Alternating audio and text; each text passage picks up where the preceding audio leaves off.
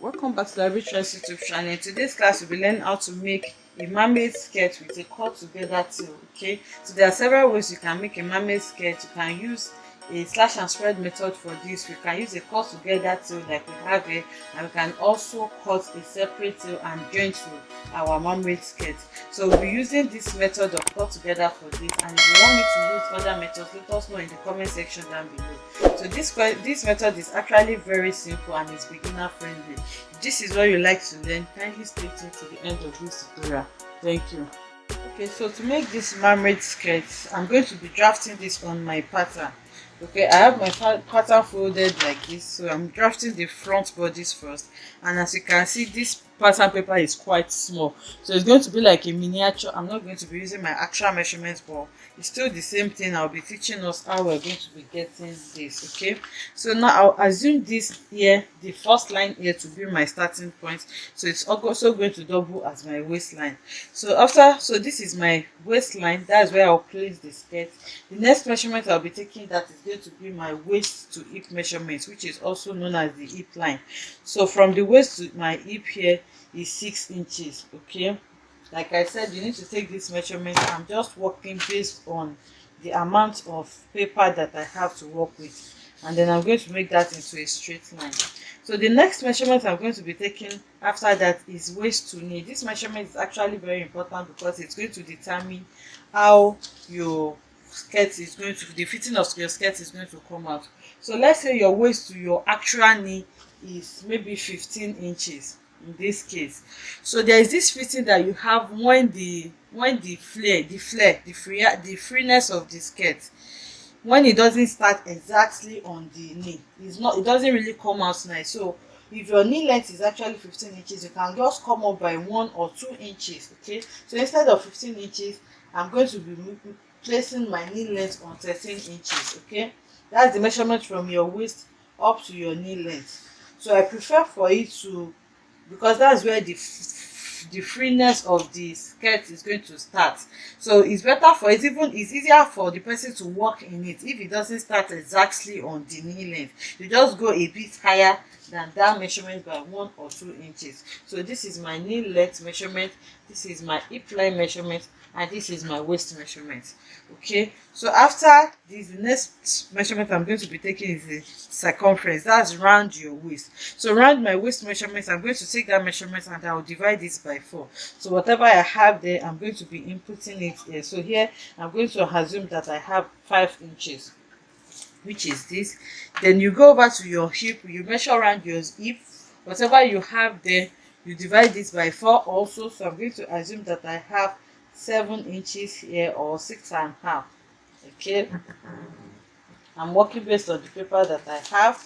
And then on my knee length, I'm going to, you can either, depending on how tight you want it to be, you can just measure what you have on your hip line and then you deduct 1 inch. But most times what I have on my waistline, if the waist measurement is actually smaller than the hip, remember, for some people they will actually have a big tummy, so their waist measurement may not work for their knee measurement.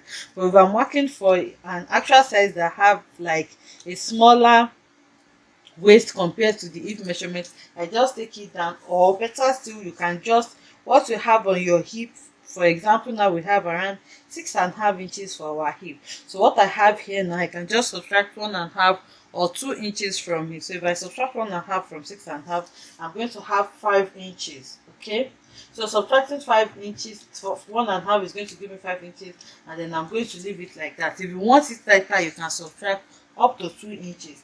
So after getting those measurements now, I'm going to take my curve now, and then I'm going to connect them to each other. Okay, so this is just like still drafting our basic skirt pattern. So if you watch my tutorial on how to draft a basic skirt, I'm sure this won't be too difficult for you to understand. Okay, so now I have my waist to hip like that. So the next thing is to take my dart measurement. So for my dart, I'm going to use my bust span measurement, also known as the nipple to nipple. I'll divide it by 2, and whatever I have there, I'm going to use it as my dart. So I'll take that measurement here, and then I'm going to measure the dart leg. So whatever it is that you want to measure, just make sure that it is like 2 or 3 inches away from your hip. Okay, so you're going to be stopping your dart there, and then from there now I'm going to rule a straight line, and then I'll take half inch on both sides, and then I'm going to connect it to where my dart line stops. So this becomes my dart for the front. So after taking my data, the next thing now is to create the fullness at the hemline. So to know the amount of fabric you need for this fullness, you can, depending on the amount of fabric that you have to work with and how full you want it to be.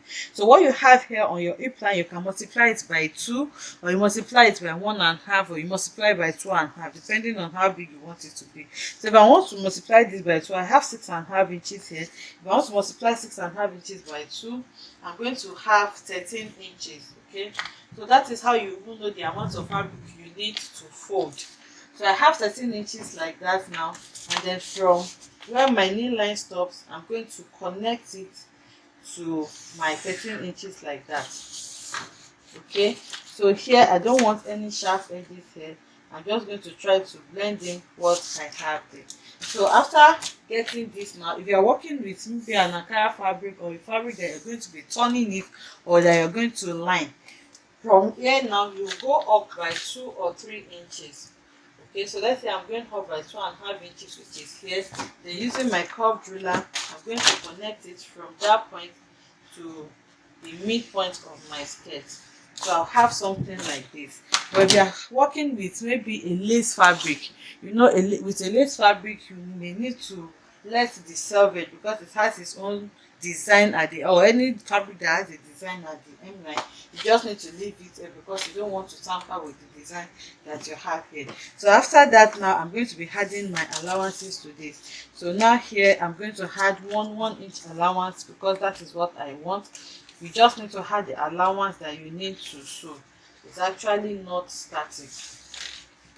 So here I'm going to be adding my regular allowances now, and then I'm going to connect everything together, and the front bodice is done. So now after that, we move over to the back bodice. So for this mermaid skirt, I'm going to be adding a tail to it. Okay, a cut together tail at the back in 1 inch. So I'm going to be adding a cut together tail at the back of this. Now there are different ways you can add a tail to your mermaid skirt. It can be separate. So if you want me to do a tutorial on how to achieve that, so let me know it down below in the comment section, and I will try to do a tutorial on it. So if you are working with a lace fabric, like I said, you just take down the measurement that you have there. You don't need to go up by the 2.5 inches that I went off by. But if you're working with a fabric that it just gives it a better fitting, that is why we are going up by that measurement. So now I'm going to cut out what I have on my front pattern now, and then we are going to be using this to cut out our back pattern with just few modifications. Okay,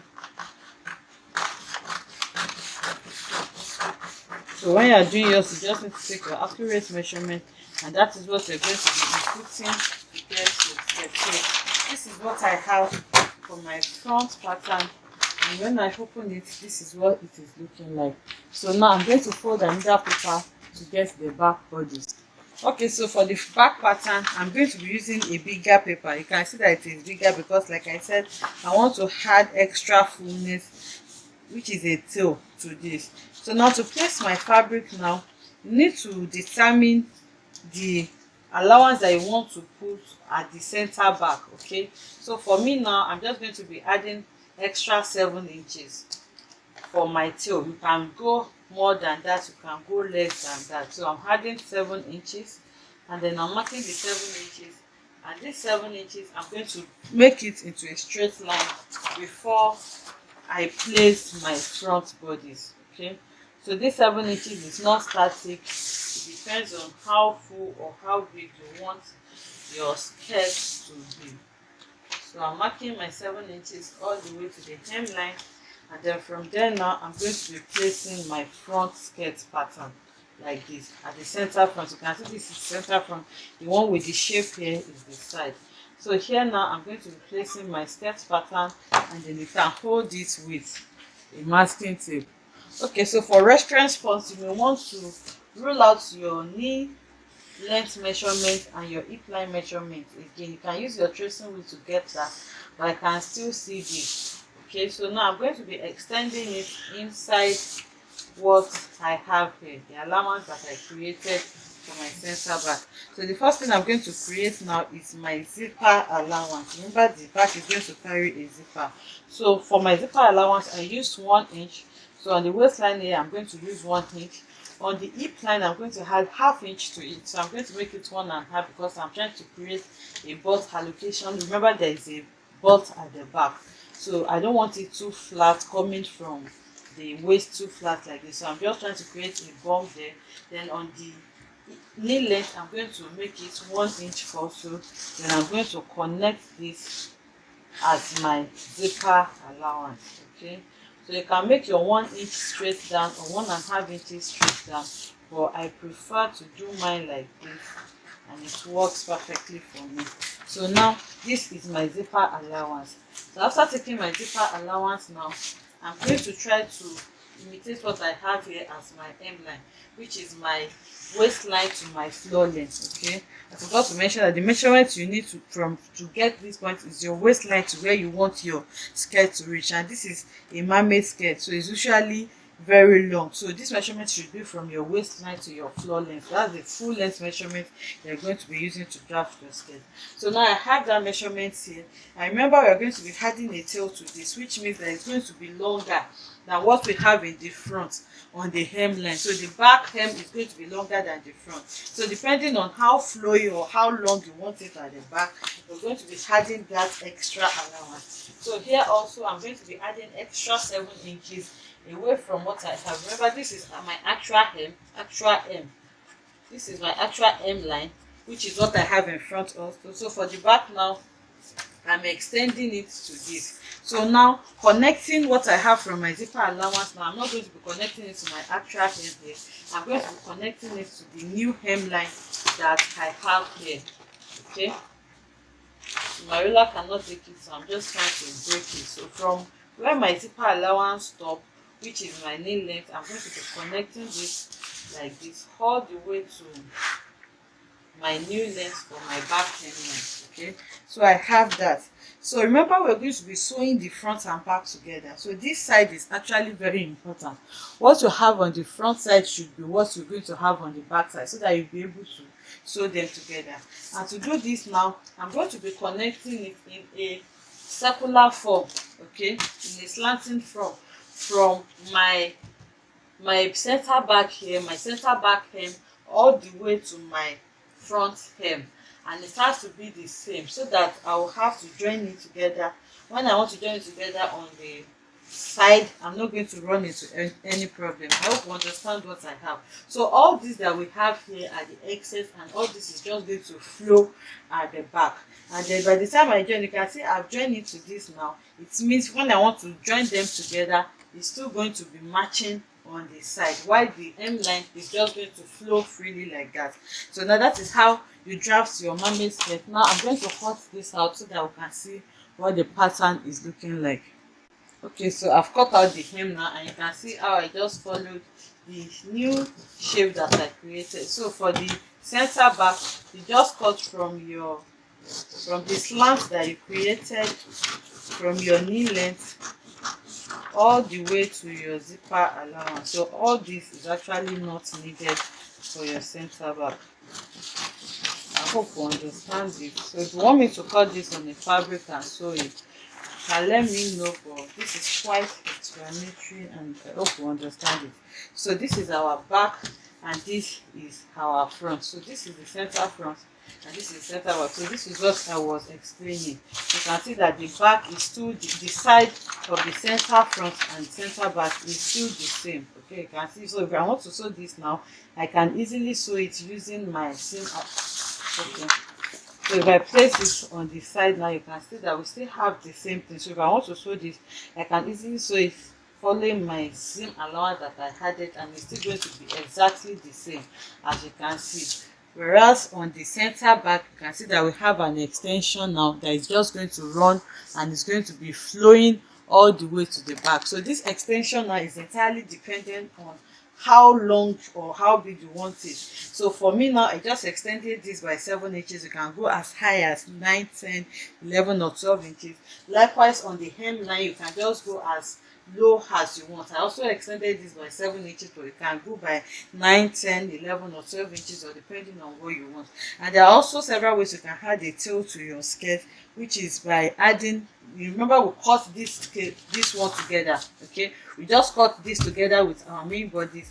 There are several other ways you can cut it in a way that you just add an external tail to this. So if you want a tutorial on that also, let me know in the comment section. Okay, so for your waist part, I forgot to mention, so that you don't have any shortage for this dart that you are taking.